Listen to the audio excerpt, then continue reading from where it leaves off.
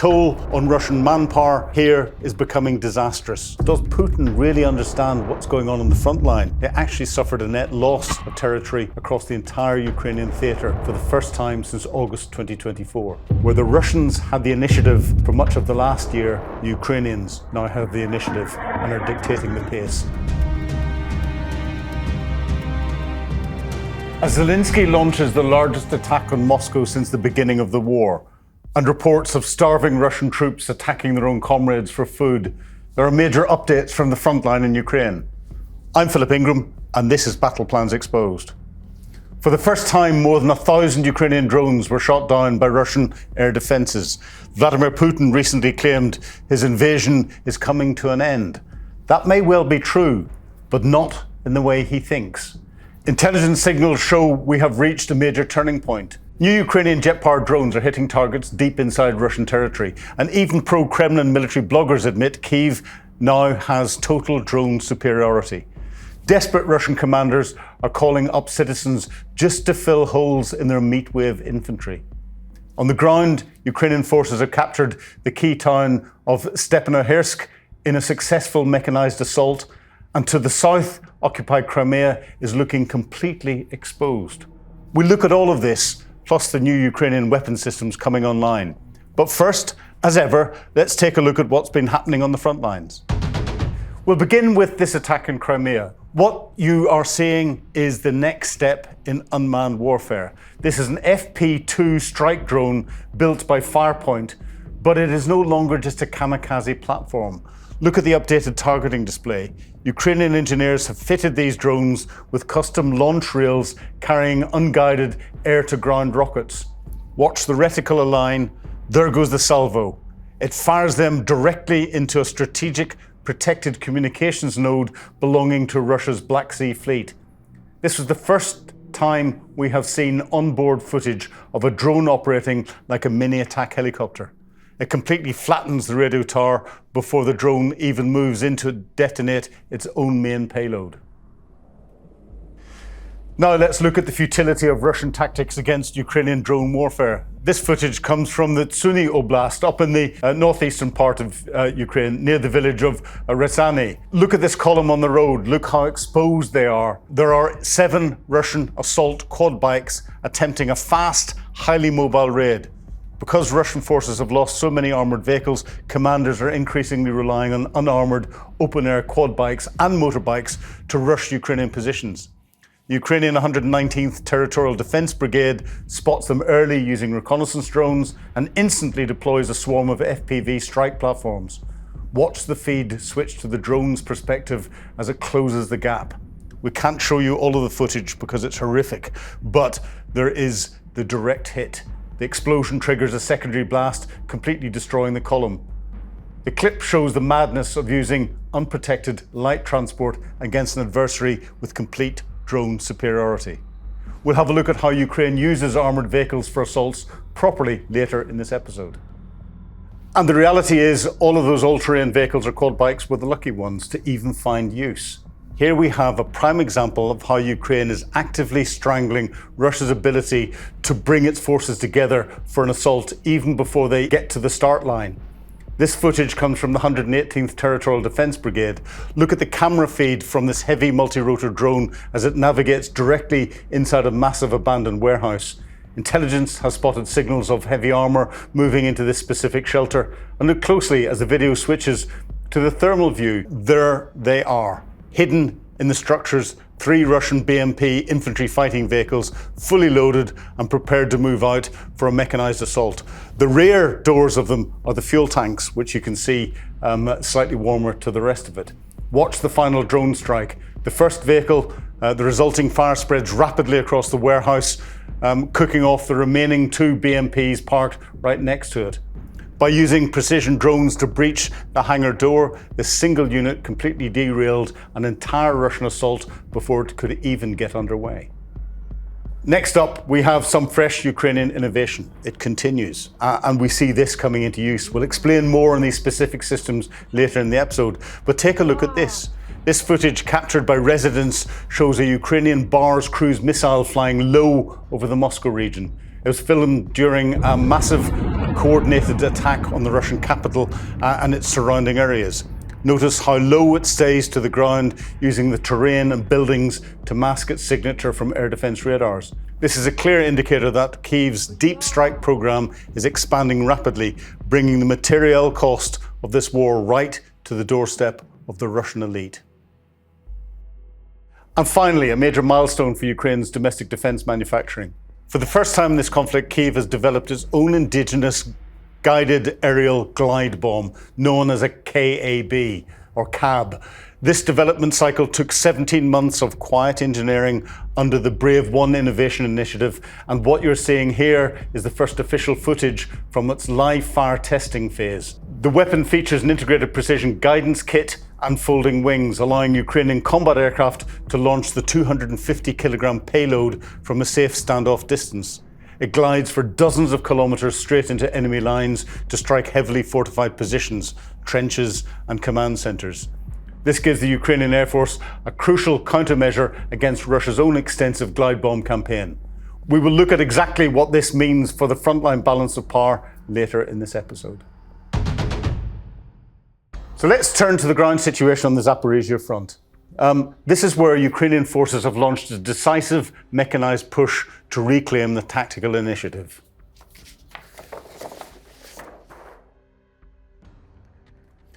The Zaporizhzhia region is the vital land bridge connecting mainland Russia through down into occupied Crimea.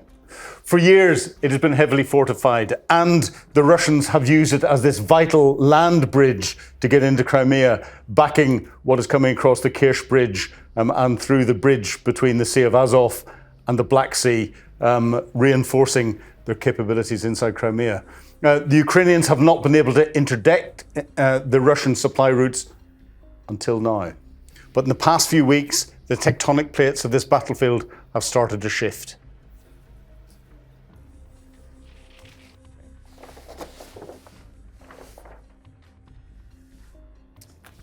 Following a successful operation that halted the latest Russian offensive, the Ukrainian command has moved swiftly into the next phase of its campaign. Ukrainian military intelligence special forces have carried out highly coordinated counterattacks across 3 separate axes. South of Zaporizhzhia, in the Stepnohirsk region, the town of Stepnohirsk, Ukraine has managed to recapture key ground and push the occupiers into retreat. Operating under the cover of poor weather, Ukrainian assault teams utilize mine-resistant ambush-protected vehicles, or MRAPs, to navigate local dirt roads heavily scattered with the Russian anti-tank and anti-personnel mines and debris. The initial mechanized assault broke through the outer perimeter of the Russian defensive lines, suppressing enemy fire positions with heavy machine gun and automatic grenade launcher fire. Once inside the northern edge of Stepnohirsk, Ukrainian special forces transitioned into methodical urban clearing operations, moving systematically from building to building to neutralize entrenched Russian positions. Crucially, Ukrainian FPV drone operators joined the assault from above, hunting down Russian units attempting to reposition within the settlement. This coordinated pressure has broken the Russian defensive consolidation, forcing the remaining elements to retreat to the south. Consider the contrast between this operation and the reckless Russian quad bike assault in the Sumy region we looked at earlier. Ukraine is choosing carefully when to deploy precious armoured vehicles, relying on coordination and discipline to see an operation through to its success. By establishing a firm foothold from the north of the town, Ukraine has disrupted the Russian riverbank advance towards the regional capital of Zaporizhzhia, reversing the momentum in one of the most contested sectors of the front line. Now, in this area, as we get into Zaporizhzhia, because of its links with some of the main waterways down into the Black Sea, water crossings and water boundaries are significant. And this area is surrounded on 2 sides by water and is easy for the Ukrainians to cut the Russians off and force them to have to retreat across the rivers that we see here. Think of the Russian retreat from Kherson, but writ much smaller. In Huliaipole, to the east, Throughout April and into early May 2026, the Institute for the Study of War has tracked a distinct change in momentum. Ukrainian forces aren't just defending, they're advancing.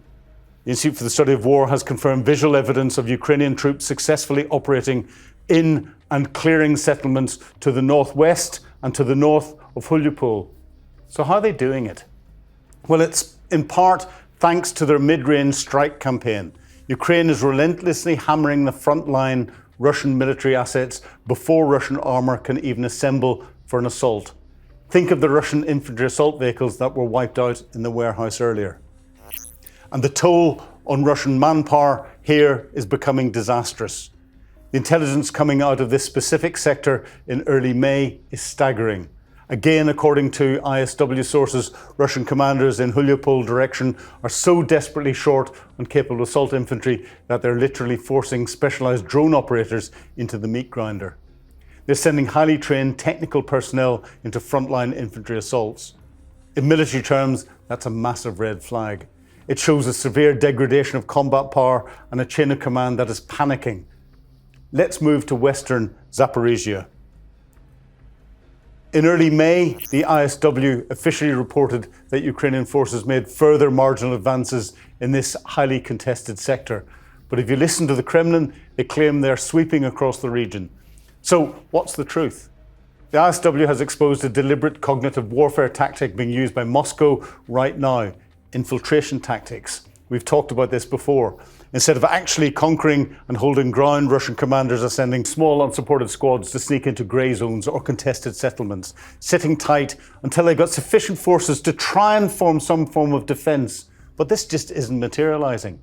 They then plant a flag and take a video and claim they've seized the territory, exaggerating their success for the cameras back in Moscow. But the reality? They don't hold the ground. In fact, ISW and other data from April 2026 revealed a shocking truth. Despite all of Russia's aggressive posturing, they actually suffered a net loss of territory across the entire Ukrainian theatre for the first time since August 2024. The Russian offensive here is mathematically slowing down. Ukraine knows that pushing through Zaporizhzhia's dense minefields and trenches purely with infantry is a bloodbath. So they're bleeding the beast out from the inside. They're also using combined arms tactics, but they're controlling the air space, gaining air superiority to support their armoured movements, as we saw with the MRAP assault with drones. In the past few weeks, Ukraine has escalated its short and mid-range strike campaigns. They aren't just hitting the frontline grunts, they're targeting the lifelines. We're talking about Russian repair units. Those are temporary mechanics areas where they will fix equipment rapidly in the field. We're talking about logistic hubs, hidden deep behind occupied lines. This is the attritional phase of the battle plan. By taking out the mechanics and the repair depots, Ukraine ensures that when a Russian tank is damaged at the front, it stays damaged, or better, dead. The ISW notes that Russia is failing to capitalise on any of its previous hard-fought gains because their equipment losses are simply unsustainable. The Kremlin is trying desperately to project strength.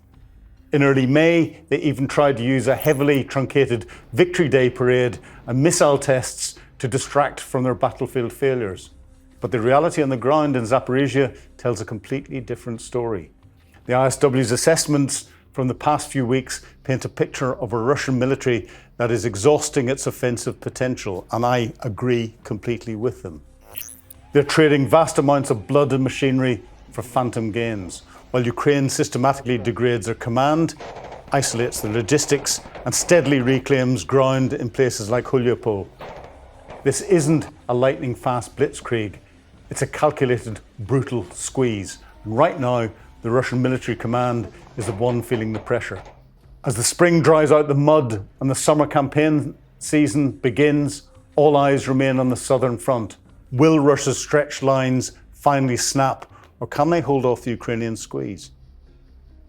But when it comes to decision making, we also have to ask, does Putin really understand what's going on the front line? If we're getting his frontline commanders pushing forces forward just to take a photograph and a little video to say they've captured territory, What is that false reporting doing when it gets back up to Moscow? We've seen in the past that exaggeration going the whole way up. Does that mean that Putin is basing his decision-making on a lack of understanding or a lack of reality of what's going on the front line? There's corruption across the board, and there's no doubt that his frontline commanders are lying further up the chain of command. And there's no doubt that that chain of command is exaggerating that lie, both for personal reasons to protect their own positions, but also, I suspect, to protect their funding and the resources coming to them.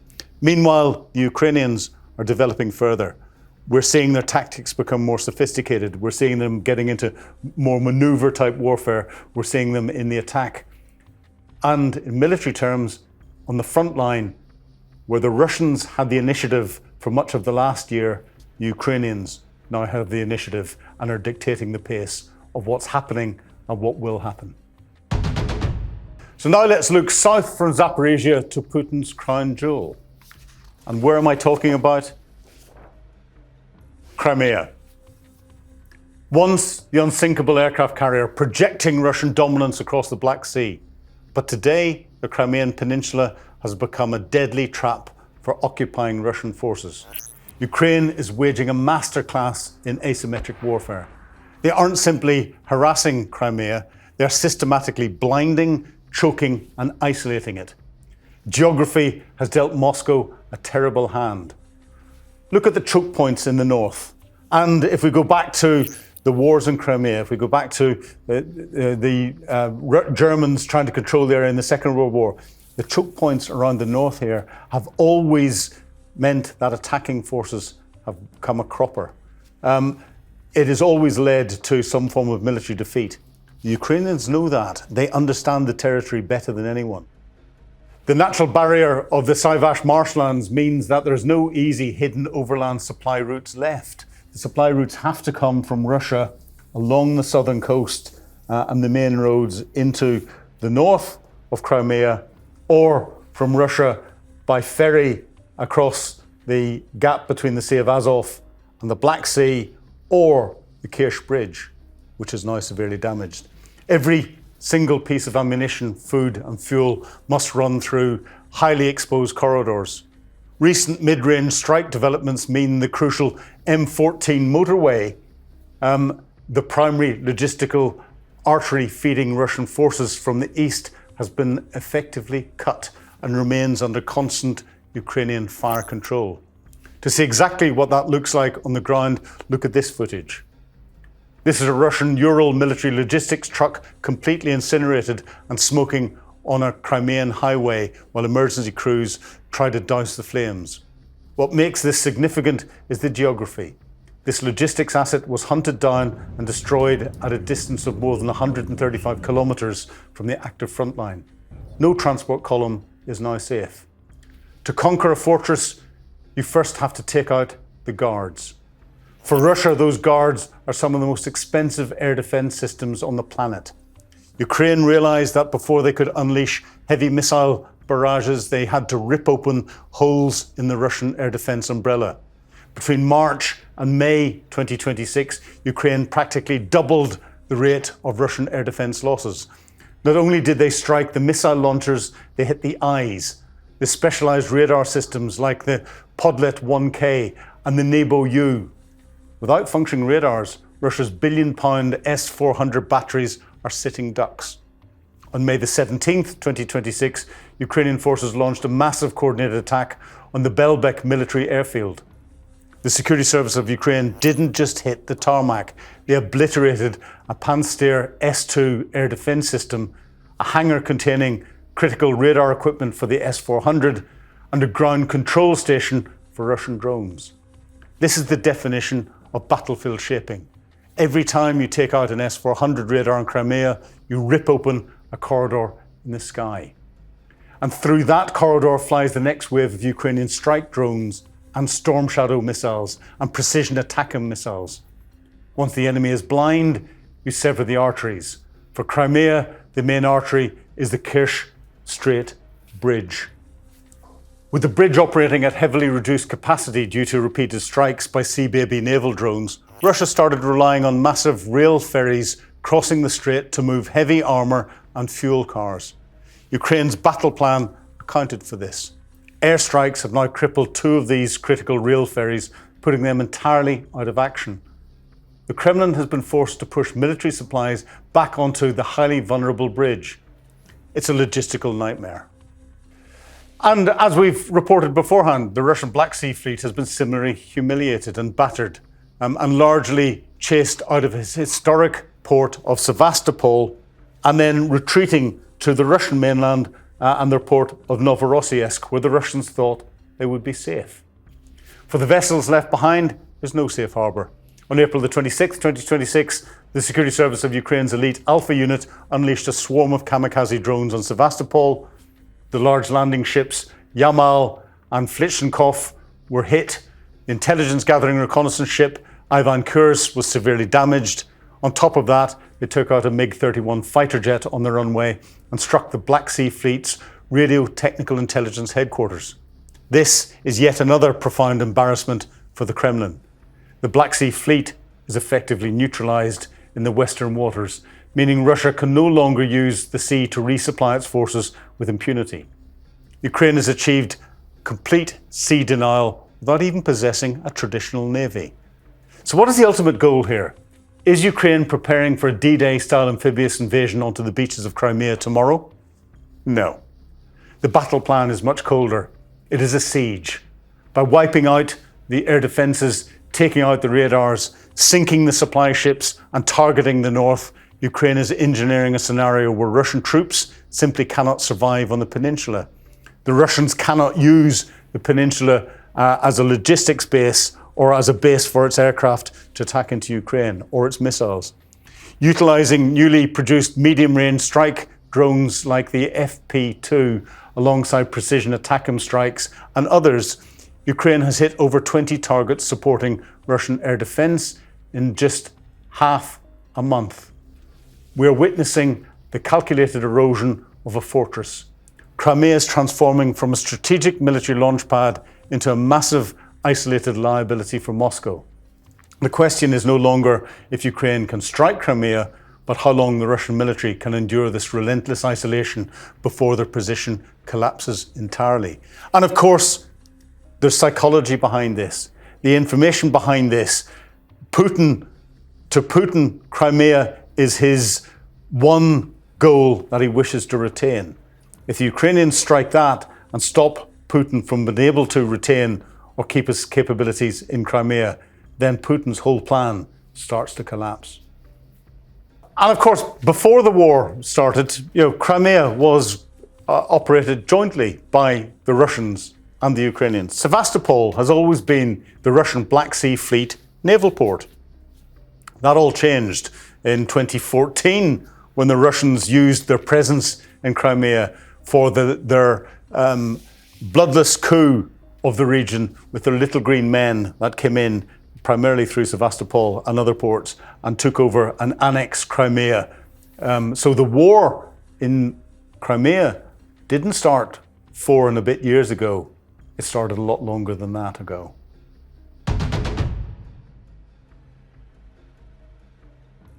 So let's have a look at some hardware.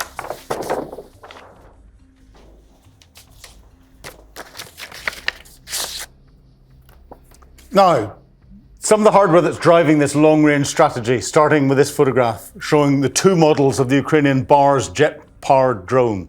These are the exact platforms that took part in the massive attack on the Moscow region. For months, this weapon was a closely guarded secret, referred to loosely as a missile drone, simply for bureaucratic speed to get it into the front line. But as you can see, it features a classic aviation layout developed entirely by a private Ukrainian company.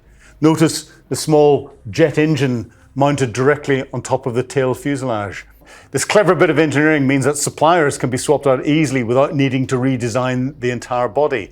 It features a composite material fuselage built from a minimal number of parts to maximize production speed. If you look closely at the model on the right, it is visibly thicker than the standard version. This is the Boris SM variant, and the General Staff has now officially confirmed that this model was also used in the Moscow attacks. Operating with a range of 700 to 800 kilometers and carrying an expanded warhead, the Boris is in mass production.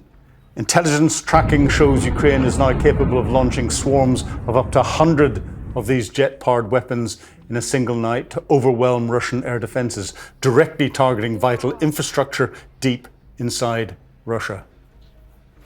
Next up is a milestone for Ukraine's domestic manufacturing and an absolute game changer for the air war. This is the first official look at Ukraine's brand new indigenously developed guided aerial bomb, or KAB, captured here during its ongoing flight tests. For over 3 years, Russia has used massive retrofitted Soviet bombs to hammer Ukrainian positions from safety. This is Kyiv's direct answer, and for the first time, they have brought an indigenous version to the field. Developed over 17 months under the state-backed Brave One innovation cluster, this weapon is entirely custom built from the airframe up. Look at the folding wing kit and aerodynamic control surfaces attached to the main body. The system is designed to convert old Soviet stock, specifically FAB-250 unguided bombs, into high-precision smart weapons. It carries a 250-kilogram warhead designed specifically to level hardened concrete bunkers, fortified trenches, and enemy command centres. Crucially, this domestic kit is significantly cheaper to produce than Western alternatives like the American JDAM or the French Hammer. Because it glides for dozens of kilometres after release, Ukrainian combat aircraft can drop it from deep within their own airspace, keeping precious jets completely clear of Russia's densest air defence systems. The Ministry of Defence has already procured the first experimental batch, and pilots are currently training with them for rapid frontline debut. It is cheap, free of foreign donor restrictions, and means Ukraine can now give the Russian army a taste of its own medicine. And again, we look at the technologies, and I wonder if there's been a bit of copying here, because we've got the US JDAMs and JDAMs being dropped in flight, and you can see from the red here, these are the bits that are bolted onto the dumb bomb, and of course we have here the French Hammer missile. Copying weapons has always been a tactic in war. And one of the other advantages of a glide bomb is it's not a missile. It is not actively controlled. It has got technology in it that will fly it to the final target itself, and therefore you can't interdict it with electronic warfare. It is unhackable. The Russians have been using these to massive effect on the front line, attacking Ukrainian trenches in a way that no trench can survive the attack. The Ukrainians can now do the same to the Russians. As I say, and as I said earlier, the Ukrainians are now dictating the pace of what's going on at the tactical level, having dictated the pace of what's going on at the operational level for quite some time. So what do you think of Ukraine's strategies? Let us know in the comments below. And of course, if you like what you've seen, please share it around your friends and post it out across your social media channels. But stay with us for more expert military analysis, more frontline footage, and more truth behind the tactics. And of course, subscribe. Put your comments in. Tell us what you'd like to see. But thank you for watching. I'm Philip Ingram, and this is Battle Plans Exposed.